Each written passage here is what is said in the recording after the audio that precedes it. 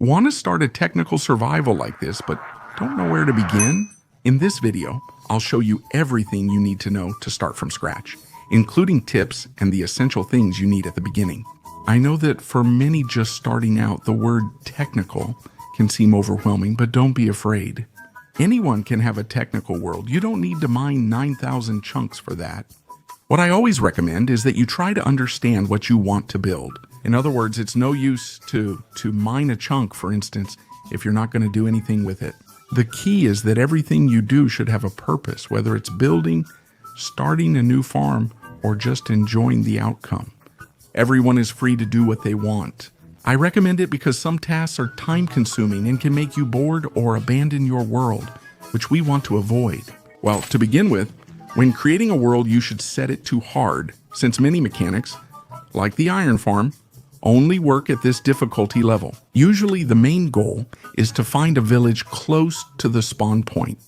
If you can't find it, don't worry, just focus on surviving, which matters most. If you do find it, you have all you need to begin. Villagers are currently the most overpowered resource providers in Minecraft. I'm recording this when 1.21.7 is the latest version.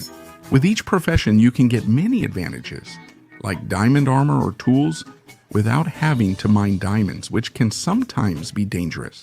So to start, we'll build a small villager breeder. This is so we don't use up all the dwellers in the village, which would prevent them from reproducing.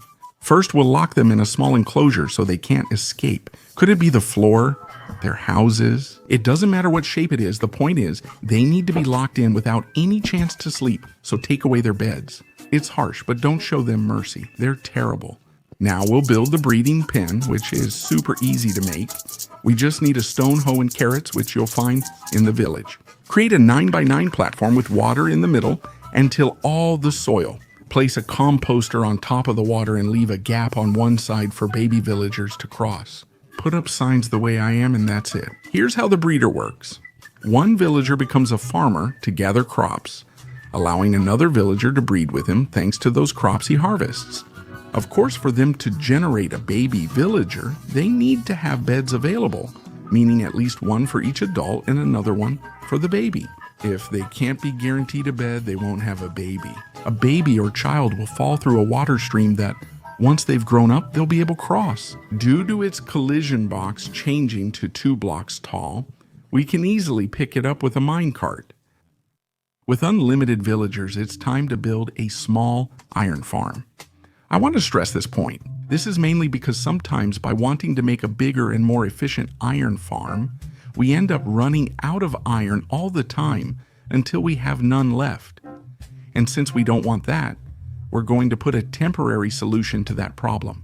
This mini iron farm is essential early on, unless you truly enjoy mining. There are many types of iron farms, but this one here is very simple, and you can scale it up to 3 more modules.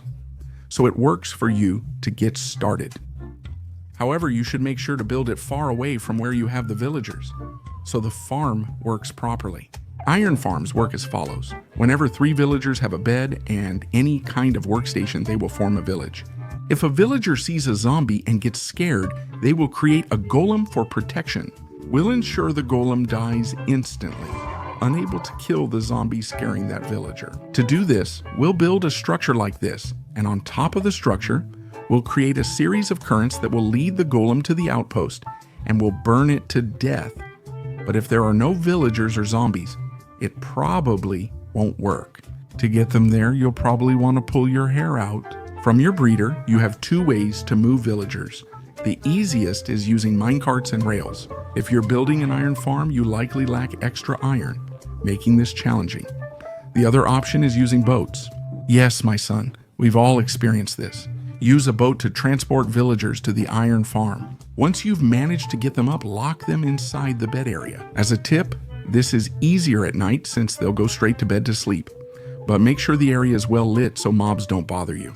Now comes the zombie, but before bringing it in, you need the villagers to get used to their new home. Otherwise, the farm might stop working. To do this, we'll let 1 or 2 whole nights pass.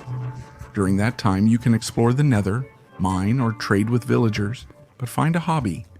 Trial chambers are fun and offer valuable resources. Once the night has passed, we'll look for a zombie. The best way to find one is by throwing a carved pumpkin at it. If zombies pick it up, they'll put it on their heads to avoid burning in the sun. It's cheaper and more practical than the classic name tag. We'll take them to the iron farm and use a boat to keep them in place. And now it's done, the farm is finished. Now you have a steady supply of iron. The next material that's going to be like gold for you is going to be wood. We'll need this material for the villagers to give us emeralds. This is because the mega taiga trees, which are wider, give a lot of wood with almost no effort. It's true we won't always have taiga close to the spawn to obtain the sapling, so sugarcane is not a bad alternative, although much slower. If we get taiga saplings, we'll replant them in 2x2 patches worldwide, and they'll gradually grow, providing plenty of wood and saplings. We'll make sticks from this wood and trade them to Fletcher villagers for emeralds. As a recommendation, I suggest to make the Fletchers with the ones you already have locked up from the village. And while the villagers from the breeder are being generated, you'll use those for more specific things. But it's a way to get really fast trades just by using the villagers that already exist. If they already have a profession and they don't choose Fletcher, just remove all the village workstations that assign professions. Now that we have emeralds, here's the fun part. Craft or steal a blast furnace from the village and turn a villager into an armorer. Trade until you get diamond armor for emeralds. Then craft or steal a smithing table and assign another villager as a toolsmith. Trade enough to get diamond tools for emeralds. And again, craft or steal a lectern and have the rest of the villagers become librarians. Now search intensely for one with Mending, Unbreaking 3, Silk Touch, Fortune 3, Efficiency 5, or Protection 4. The rest of the enchantments can wait, but these are the most important at the beginning. Although I want to make a brief emphasis. Since version 1.20.2, Mojang decided to add an experimental option to rebalance villagers. That option affects the trades of the Armorer, Librarian, Cartographer, and Wandering Trader. These last two are already in the game since version 1.21.5. These are changes that really nerf the villagers, although there's a reason for it, to be honest. In this rebalancing, the Librarian villagers will grant enchantments based on the corresponding biome. Therefore, to get Mending, you'll need a Swamp Villager, and for Unbreaking, a Jungle one. But don't think it's all the same. The Jungle Villager will only give you up to Unbreaking 2. No max level enchantments. And he can only give it to you once you've reached the master level. It's the same for armorers. Depending on the biome you're in, they can trade you different pieces of armor, but with an added cost of 3 diamonds. So you'll still need to mine diamonds if you want the armor. I'm saying this because I don't know when Mojang will add this, but if they add it, everything I'm saying loses some value. Although you could get tools and swords with just emeralds, so they'll still be useful but more complicated to automate. Once you have tools, enchantments, and armor, you can start building the other farms, since you'll have the best of the best when it comes to equipment. First, continue working on the iron farm. As I said, the farm I built can be expanded. So we'll continue building the remaining 3 modules, and that way we'll get 4 times more iron than before. There are better iron farms than this one, like my survival farm. If you need more resources, build a bigger farm and abandon the small one. Now, you won't be generating iron all the time unless you have the farm chunks loaded. There are 2 options. First, build the farm in spawn chunks, which are always loaded by default. The compass points directly to where they are, but basically it's the area where you respawn. If your village is nearby, it's convenient to build there. If not, and you've traveled far, it's better to do this instead. First, do you need a soul sand block? If you go to the Nether, you'll definitely find one, but be careful because you might get burned. Now you'll need a cleric villager, which you get with a brewing stand. There's usually one in the village, so steal it. We'll max out this villager so he trades ender pearls for emeralds. Only 66% of them do this, so it's possible you'll get one that doesn't. Now we'll go to the center of our iron farm and dig 8 blocks down. We'll place the soul sand and cover each hole with water. Attention, it's useless to just let the water fall as it is. You need each hole to be water, not flowing water. If you're feeling lazy, just pour water, plant kelp on the soul sand, and the flow becomes water. Once you've got it, remove the kelp and you'll be able to float. Now it's our moment. We'll throw the ender pearl while looking at the bottom of the stream, and ta-da, you have just created a stasis chamber. In this case, we'll use it as a chunk loader. Ender pearls load chunks within a 2-block radius, totaling 25. This will make our iron farm work smoothly, no matter where we are. But wait, I'm forgetting something trivial for survival. That's food. How can I get unlimited food? We'll start a potato farm and trade potatoes to a farmer villager instead of cooking them. Once we level him up, he'll trade with us. Pumpkin pies in exchange for emeralds. This food is pretty good. We're storing up to 4 drumsticks, and you get 4 pies for 1 emerald. So it's pretty efficient. An experience farm is essential, and the one I'll show you is very new but top quality. You just need an allay and an amethyst.